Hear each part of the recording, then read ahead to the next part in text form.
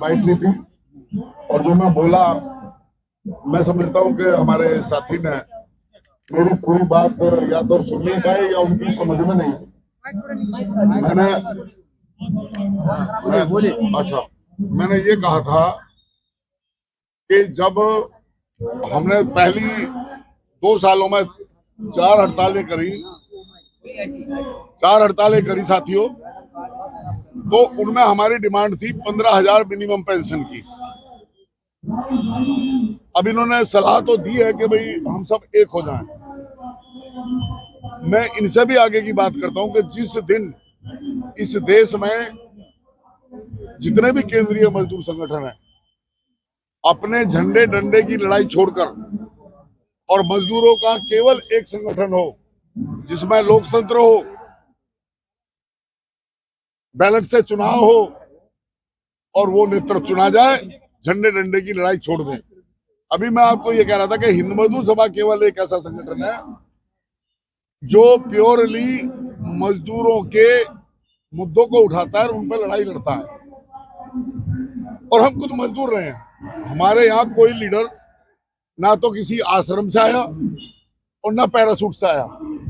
हिंद मजदूर सभा का नेतृत्व पूरा, जिन्होंने संघर्ष किया, हमने लाठियां गोलियां खाई हैं, पुलिस के मुकदमे झेले हैं और आज भी झेलते हैं।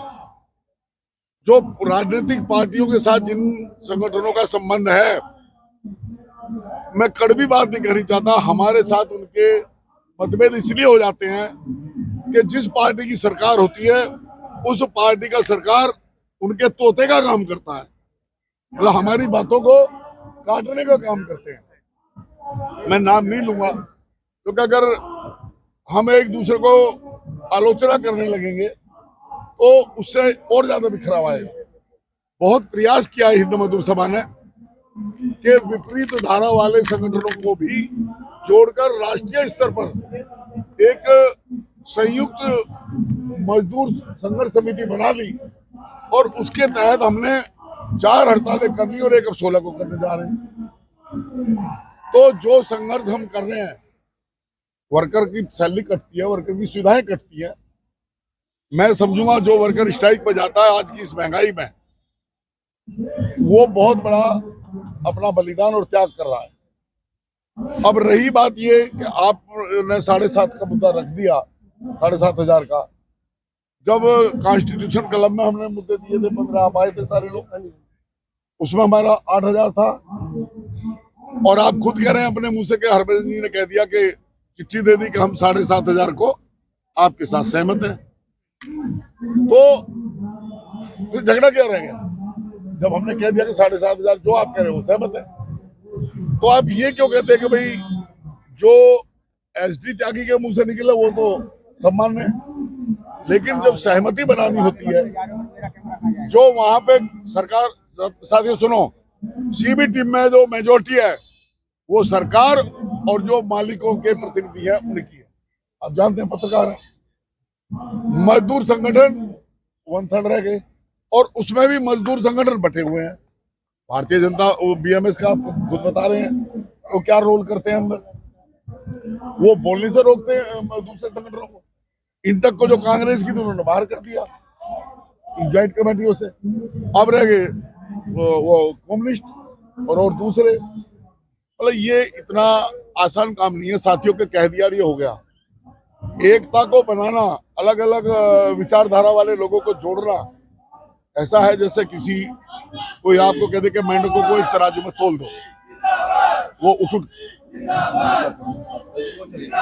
आप बोलिए, वो चले। तो मैं आपको ये कहना चाहता हूं कि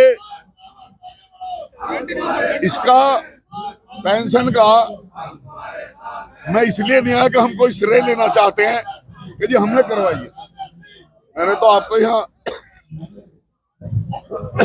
सच्चाई बोली थी कि जब पूरे मजदूर संगठन विरोध कर रहे थे कि पेंशन स्कीम नहीं आनी चाहिए प्राइवेट सेक्टर में, तो अकेली हिंद मजदूर सभा थी जिसने कहा कि नहीं आनी चाहिए। जब लागू होगी तो हम इसमें संशोधन सुधार करने का अधिकार प्राप्त कर लेंगे और लड़ाई लड़ेंगे, लेकिन अगर आएगी ही नहीं। आज जिनकी आप बात कर रहे हो तो वो ये कह रहे वो तो उस टाइम विरोध कर रहे थे पेंशन स्कीम गई पूरी का। और अब ईपीएफ की पेंशन को छोड़ो, क्या सरकार ने सरकारी कर्मचारियों की पेंशन पर प्रहार नहीं किया? एनपीसी क्या है, क्या फौजियों की पेंशन पर प्रहार नहीं किया? क्या अग्निवीरों की पेंशन पर प्रहार नहीं किया? हम सरकार की कर्मचारी विरोधी नीतियों के खिलाफ संघर्ष कर रहे हैं, सभी के। हम इसलिए संघर्ष नहीं कर रहे कि मैं मजदूर हूं, सिर्फ मेरी 7,500 पेंशन बढ़ जाए तो हमारी समस्याएं हल नहीं होंगी। आज जहां जहां शोषण है जिन वर्गों का, हम सबको उनको इकट्ठे होकर और अपनी एक ताकत के साथ, धमकी नहीं देनी चाहिए और धमकी के साथ साथ करके भी दिखाना चाहिए। अगर इस सरकार को हम वोट की चोट देने का, इसको क्या किसी पार्टी की हो, सफल हो जाएंगे जिस दिन, उस दिन पार्लियामेंट के अंदर आपके प्रतिनिधि होंगे, विधानसभा के अंदर आपके प्रतिनिधि होंगे, योजनाएं और कानून आपके हितों में बनेंगे। अब हम भिखारी नहीं होंगे, आज हम मांग रहे हैं, उस टाइम हम अधिकारी होंगे, हम अपने अधिकार अपने आप ले सकते हैं। मैंने संक्षेप में ये कहना, ये संघर्ष लंबा है, ये 1-2 दिन में खत्म नहीं होना। ये शोषण जो हम लोगों का होता है, कमेरे लोगों का, चाहे वो किसान है, बहुमत मतदाता किसान और मजदूर है, लेकिन हम अनेक ऐसी बातों में बह जाते हैं, संप्रदायवाद, क्षेत्रवाद, जातिवाद, इस राजनीति का जो प्रदूषित कर दिया राजनीति को हमारे देश के राजनेताओं ने, उसको भी हमें सोचना पड़ेगा। हम किसी पार्टी के पीछे लगू नहीं, लेकिन ऐसी बात नहीं है कि हिंदू मजदूर सभा की कोई राजनीतिक विचारधारा नहीं है। हमारी विचारधारा ये है कि देश में समाजवाद होना चाहिए, समता का व्यवहार होना चाहिए। और आज जो एक पूंजीपति और एक कमाने वालों के बीच में खाई पड़ी हुई है, आपने खुद सुना है, हमारे देश के माननीय प्रधानमंत्री कहते हैं कि वो 80 करोड़ लोगों को मुफ्त अनाज दे रहे हैं। मुफ्त अनाज, ये साथियों मुफ्त अनाज कब तक दिया जाएगा, किसकी वजह से दिया जा रहा है? इसका मतलब किसान तो पिसता ही रहेगा, किसान तो मुफ्तखोरों के लिए कमाता रहेगा। ये बहुत ज्वलंत मुद्दे हैं, ये इस मंच का विषय नहीं है। अगर मेरे किन्हीं साथियों को हमें कोई सही मार्गदर्शन करना है तो मैं स्वागत करूंगा। हमारे दोनों हेडक्वार्टर दिल्ली में ही है, एक में बाबर रोड पे और एक साकेत में है। वो आपके हैं, हमारे नहीं है।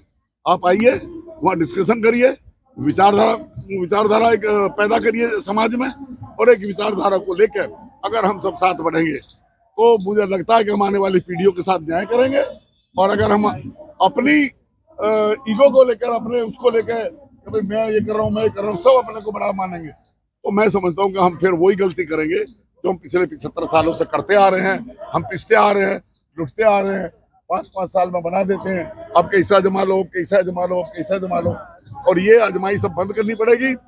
अब जो हमारे लिए परिणाम अच्छे देगा, करेगा, देश को उन्नति मजदूर और किसानों के कारण होती है, उसी से उद्योग चलते हैं, न कि उद्योगपतियों के पैसे से। ये विषय बहुत गहरा है, लंबा है।